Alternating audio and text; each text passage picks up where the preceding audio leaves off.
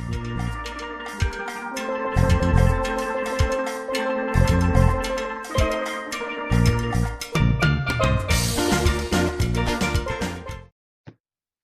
I'm Steve Thompson, president of Emery Thompson Machine.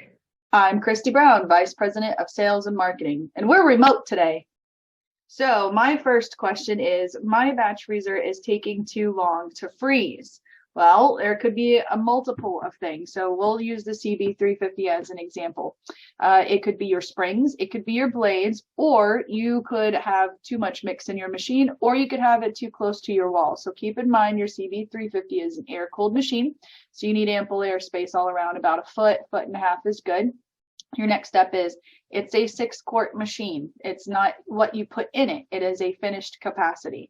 So the max you should be putting in is 4 quarts of mix with a minimum of 3.5. So that could be another reason. And then also your other factor is your blades and your springs. So if you haven't replaced those springs in a couple of years, that's a good sign that your batch time has increased because of your blades being worn down. And then of course your blades. Over time, as your blades are scraping your cylinder walls, you're wearing down that edge that is going on that cylinder. So now your ice cream is starting to build up very, very fine and thin, but it does make a difference and can increase your batch time. So give us a call to get a new set, or just talk with our technician.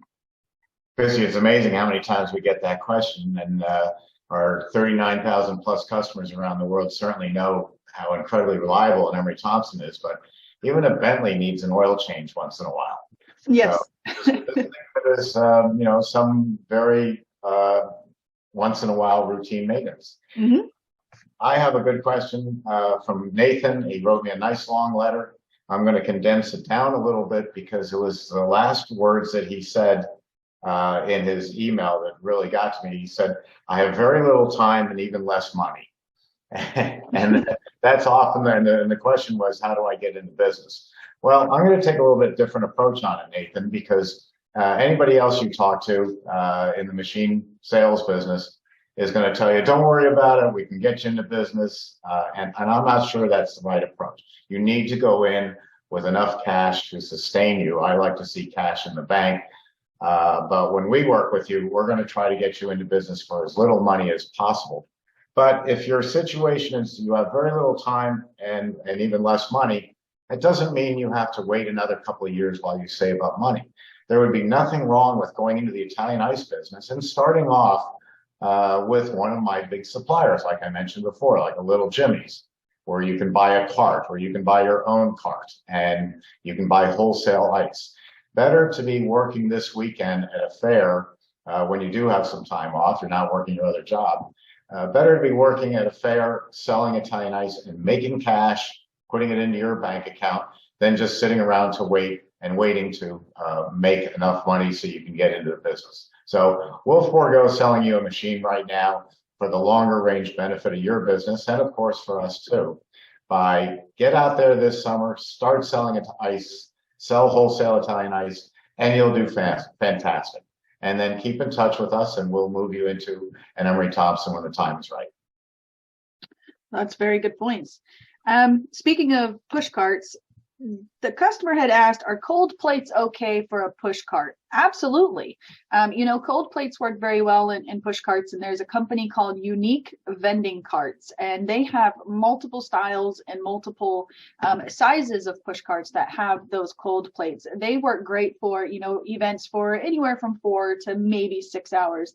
And then if you use those Carlisle tubs that you put a 3-gallon or 2.5-gallon container in that we have talked about before, that's even better. Unique Vending Carts also makes push carts that you can plug into, that has its own compressor. So you can use the cold plates for your transportation. And when you get to the event, you could plug that cart right in and then keep it, refrigerated or frozen for however length of time that you need to. If you want to know who they are and how to get in contact with them, they are on our key supplier list. You can go to emerythompson.com and click on the tab Key Suppliers, or just give me a shout and I can shoot you their way. Well, that's going to save them a lot of money, Christy, getting into business as opposed to having to source out dry ice. Yeah. Ice used to be inexpensive. Now it's like gold. Yeah, no kidding. One of the problems, this is one that the customer wrote, he was his original question was he was looking for 10% ice cream mix up in Michigan and couldn't find it. And I supplied him with the list that you have, Christy, that people can ask for at Christi at emerythompson.com, which lists all the different suppliers as we know it in the United States. But more to the point was he'd been watching so many of our videos, and for so many years, I've been talking about running a 10% here in Florida. But we do it for a reason. We do it because it's hot and it's humid. You get in, and the high fat can give you a stomach ache, make you feel ill. It's not good to run a Haagen-Dazs ice cream in Florida.